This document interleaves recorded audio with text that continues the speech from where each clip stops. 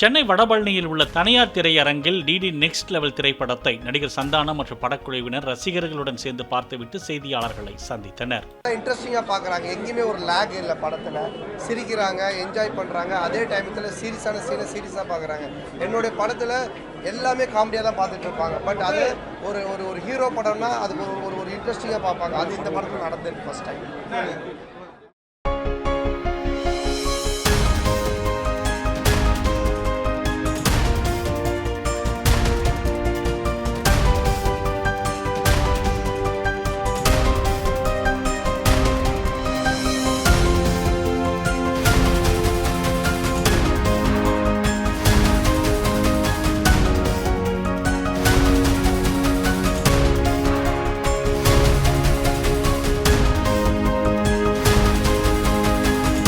Play store மற்றும் app ஸ்டோரில் இருந்து பாலிமர் செயலியை QR கோடு மூலம் பதிவிறக்கம் செய்யுங்கள்.